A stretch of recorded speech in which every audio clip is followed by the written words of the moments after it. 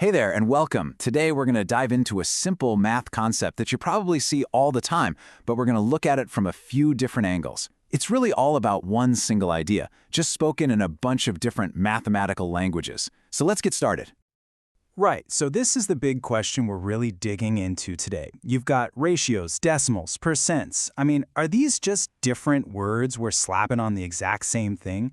Are we just using different labels for the same idea? Well, let's find out. Okay, first things first. Before we jump into the how of it all, we've got to talk about the why. Like, why do we even need to bother with this stuff in the first place? The source material really nails it here. These aren't just some abstract numbers you see in a textbook. They're actually tools. They're tools for comparison that help us make sense of the world and, honestly, make smarter choices, whether you're shopping, cooking, or even just scrolling through the news. Yeah, so when you boil it all down, that's the bottom line. This isn't just about passing a math test. These are real, essential tools that help bring a little bit of clarity to what can be a pretty complex world. All right, so if we're thinking of these as different languages, what do they actually sound like? Let's check out how each one tells the exact same story of comparison, just in its own way. So everything really starts with the ratio. It's the most straightforward, the most direct way to compare two things. Like the number of sunny days to rainy days in a month, or the number of votes for one candidate versus another. Okay, to make this super clear and concrete, we're going to stick with one example the whole way through. So imagine this. You've got a group of 60 animals, and exactly 30 of them are considered clean. So the ratio of clean animals to the total, that's 30 to 60. Okay, now this slide is awesome. Think of it like our own mathematical Rosetta Stone. That ratio of 30 to 60, it simplifies down to 1 to 2. But look, that same relationship can be written as the fraction 1/2, or as the decimal 0.5, or as 50%. It's 4 different languages, all telling one single story. Half the animals are clean. All right, so if they're all basically saying the same thing, how do we, translate between them? And that brings us to a really practical skill, the art of conversion. Let's grab a problem straight from the homework in our source material to see how this works. Say you're given a ratio, 2 to 5. How in the world do you figure out what that is as a percent? Okay, here's the game plan. It's a 3-step path. First, you take that ratio and turn it into a fraction. That's the bridge. So 2 to 5 becomes 2 over 5. Simple enough. Next, you do the division that the fraction is telling you to do. 2 divided by 5 gets you 0.4.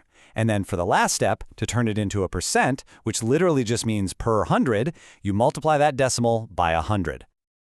And boom, there you have it. 0.4 times 100 is 40%. So the ratio 2 to 5 is just another way of saying 40%.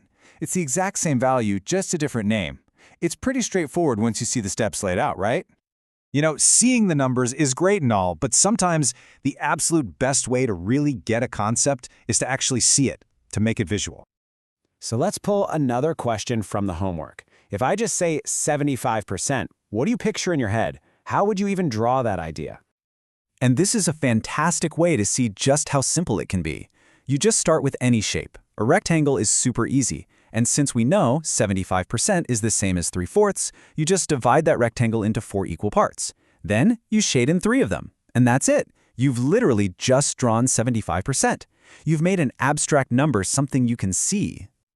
Okay, so we've talked about the why and the how. Now it's time to put these skills into action with a couple of quick-fire challenges. All right, challenge number 1. Picture this. 40% of a class are girls, and there are 20 students in total. So the question is, how many girls is that exactly? Okay, to solve this, you just have to decode the language a little bit. That little word of, that's a massive clue. In math, of almost always means multiply. So we translate 40% into its decimal form, 0.40, and we multiply it by the total, which is 20. And that gives you 8. So 40% of the class is 8 girls. See that?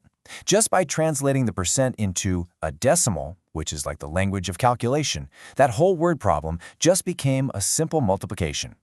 Easy. All right, one more quick one, just to really nail this down. How do you take the ratio 3 to 4 and write it as a decimal? So just remember the path, right? A ratio turns into a fraction, and that fraction literally tells you what to divide. So 3 to 4 becomes 3 over 4. You do the division, 3 divided by 4, and that gets you 0.75. Perfect. And hey, if we wanted to take it one more step, what would that be as a percent? Yep, just multiply by 100 and you get 75%. See how they all connect? Okay, as we start to wrap this up, let's pull it all together with one last thought from our source material. Now, the lesson plan closes with this verse, and it's a beautiful metaphor about generosity, right? But listen closely to the words it uses. A good measure. It's speaking the language of ratios and proportions. This whole idea of a fair, full, and even, overflowing measure, that's really at the heart of everything we've been talking about. And really, that's the big takeaway here. It doesn't matter if you call it a ratio, a fraction, or a percent. It's all one idea, just seen through different lenses. And it kind of makes you wonder, doesn't it? What else in your own life, maybe a problem you're facing, or a relationship, or just an idea, what might become clearer if you just tried looking at it from a different angle? Definitely something to think about.